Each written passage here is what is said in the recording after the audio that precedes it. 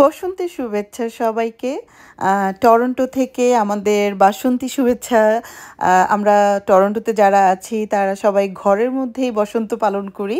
বাহিরে minus temperature, so ঘরের মধ্যেই যতটুকু সম্ভব সুন্দর করে সাজায় গুছায়ে নিজেদের মনের রঙে সব রং মিশিয়ে আমরা বসন্তকে বরণ করি।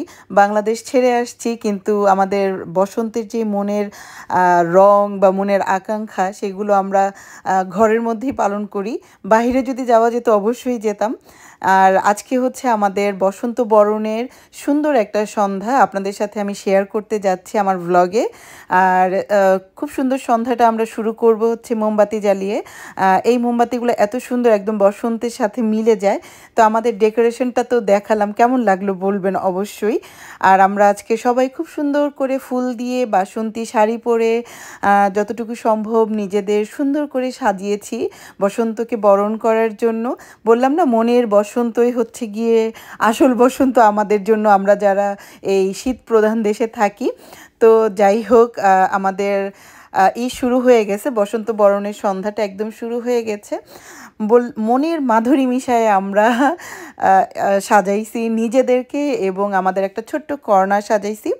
তো আমরা হচ্ছে বসন্তটাকে পালন করেছি দুটোভাবে, পিঠা উৎসব এবং বসন্ত দুইটা একসাথে করেছি। সবাই এখানে এত ব্যস্ত যে আলাদা আলাদা করে আমরা একটা অনুষ্ঠান করব সেটা হয়ে উঠতেছিল না। অনেক দিন ধরেই চাচ্ছিলাম যে পৌষের পিঠা উৎসবটা করব, কিন্তু আসলে সবার সময় হয়ে যাচ্ছিল না, তাই জন্য ভাবলাম যে একসাথে দুটো করে ফেলি, সবাই একটু সময় করে আসবে। তো আমি কি পিঠা বানিয়ে এনেছি সেটা একটু ডেকোরেশন করতেছিলাম। আমি চিতই পিঠা বানিয়েছি এবং দুধ চিতই বানাইছি। তো এক ঢিলে দুই পাখি, মানে একটা চিতই পিঠা বানালেই মানে দুইটা পদ হয়ে যায়, মানে লাইক দুইটা পিঠা হয়ে যায়। তো পিঠার বাড়ানোর জন্যই, পদ বাড়ানোর জন্যই অনেক অনেক প্রসেসিং।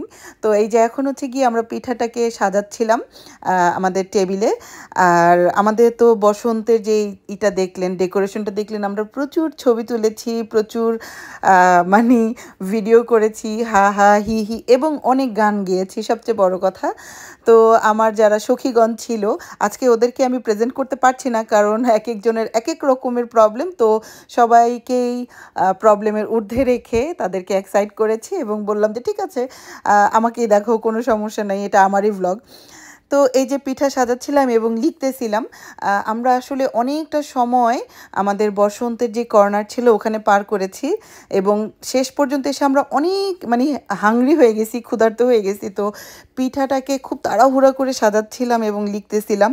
এর জন্য খুব ভালো করে যে পিঠার একটা ভিডিও করব সেটা করা হয়নি। তো তারপরও আপনারা দেখতে পাচ্ছেন আমাদের খুব কালারফুল পিঠাগুলো, এক একজন এক একটা পিঠা নিয়ে আসছি। তো একজন তেলের পিঠা নিয়ে আসছে, চিতই, দুধ চিতই, এবং সবচেয়ে সুন্দর ছিল হচ্ছে পাটিসাপটা পিঠার প্লেটটা, খুবই কালারফুল। ওটা আমার আরেক মলি বান্ধবী বানিয়েছে। এবং একটা বিবিখানা পিঠা, সেটাও আমি বানিয়েছি। আর একটা ছিল হচ্ছে কি ভাপা পিঠার মতন দেখতে, বাট এই পিঠার নাম জানি না দেখে লেখা হয়নি, কিন্তু ভাপা পিঠাও ছিল আমাদের মধ্যে। একটা পিঠা উৎসব হবে কিন্তু ভাপা পিঠা থাকবে না বা পাটিসাপটা থাকবে না, তা তো হয় না। আর এমনি অন্যান্য খাবারও ছিল, যেমন পিঙ্কি বান্ধবী আরও সুন্দর এত মজার একটা কাবাবের বানাইছিল, শর্মা টাইপের, খুবই মজার ছিল। তো যাই হোক, আমরা যদি দুনিয়াও খেয়ে ফেলি তারপরও আমাদের মানে চায়ের তৃষ্ণা যাবে না। আমরা যদি খেতে খেতে গলা বুক পর্যন্ত ভরেও ফেলি তারপরে মনে হবে চা না হলে তো হবেই না। তো এই যে খুব মজা করে আজকে আমি পিঙ্কি বান্ধবীর বাসায় আমি চা বানিয়েছি। মজা করে বলতেছি এই কারণে যে অনেক চা যখন বানানো হয় না তখন আসলে চাটা অন্যরকম মজা হয়, এবং চাটা ঢালার প্রসেস তো একেবারে কি বলবো, দেশি চা, একদম মানে দেশি স্টাইলের চা ঢালা হয়েছে। এবং চায়ের কাপগুলোও খুব সুন্দর রঙিন ছিল, বসন্তের রঙের সাথে মিলায়ে চায়ের কাপও করা হয়েছে। রঙিন একটা সন্ধ্যা বলে কথা, তাই না? সব কিছুই খুব রঙিন রঙিন হতে হবে। তো এই তো আমাদের খাওয়া দাওয়া, চা আড্ডা সব কিছু শেষ হলো। তো এখন হচ্ছে কি আমি আপনাদেরকে একটু বলবো যে আমি আজকে যে শাড়িটা পরেছি, আমার প্রচণ্ড পছন্দের একটা শাড়ি, যেটা কিনা বাংলাদেশ থেকে কয়েকদিন আগেই এসেছে। তো এটা হচ্ছে মণিপুরি শাড়ি। এটাকে আমি যখন বাংলাদেশ থেকে একটা পেজ থেকে পারচেস করছি, তখনই বলছিলাম যে আমি এটাকে অবশ্যই বসন্ত উপলক্ষে পরবো, এবং এই ব্লাউজটা আমার আগের থেকেই বানানো ছিল।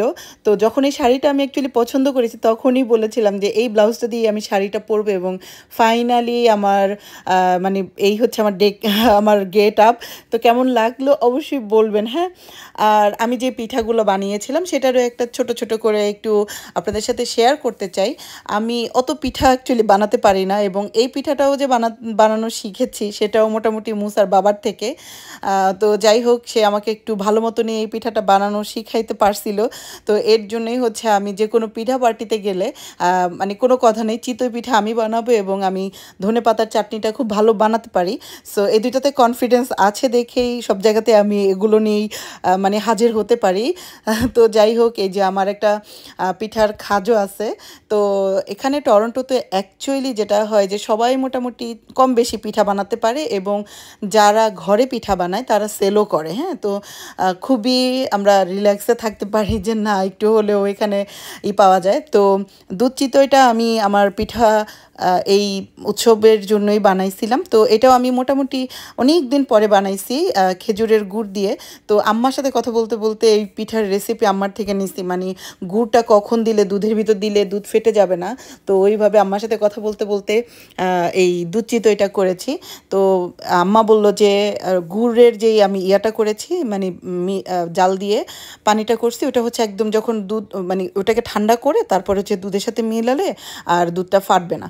তো এই তো আমি আমার পিঠাগুলো দিয়ে দিচ্ছি একদম সুন্দর করে। তো যাই হোক, খুবই মজা ছিল সব কিছুই মিলায়ে। আর সবাই যখন অনেক কিছু একসাথে করি, সব কিছু যেন কেন খুবই মজা হয়ে ওঠে। আমাদের পিঠা পার্টিটা খুব সুন্দর করে মানে হয়েছে আলহামদুলিল্লাহ। কারণ মোটামুটি বললাম না যে সবাই পারি আমরা, কম বেশি একটা দুইটা আইটেম। আমি যেমন পাটিসাপটা পিঠা বানাতে পারি না এখনও। তো এই যে দুধের মধ্যে এইটা দিয়ে দিচ্ছি আমাদের খেজুরের গুড়টা। খেজুরের গুড়ও এখানে পাওয়া যায়, টরন্টোতে পাওয়া যায়। আর টরন্টোতে পাওয়া যায় না মানে বাংলাদেশের এমন কোনো জিনিস নাই, শুধুমাত্র বড়ইটা ছাড়া। তো তাও বড়ইও পাওয়া যায়, আমি বড়ইটাকে খুবই মিস করি। বড়ইও পাওয়া যায়, বাট একটু একটু প্রাইসি, হ্যাঁ। তো এই তো আমাদের যেমন মোমবাতি জ্বালায় অনুষ্ঠান শুরু করেছিলাম, তেমন মোমবাতি বন্ধ করে অনুষ্ঠান শেষ করব। সবাইকে আবারও অনেক অনেক শুভেচ্ছা। আর কেমন লাগলো আমাকে, আমাদের আয়োজন সব কিছু একটু করে কমেন্ট করে জানাবেন। আর আপনাদের মানে বসন্ত কেমন গেল সেটাও বলবেন। আমাদের প্রোগ্রাম শেষ করে দেখেন পুরা শাড়ি কাচায় তারপরে উঠতেছি। তো যাই হোক, প্রোগ্রাম আমার বাসাতেই ছিল, উপরে নিচে জাস্ট। তো যাই হোক, আল্লাহ হাফেজ, সবাই ভালো থাকবেন, দেখা হবে। Thanks for watching.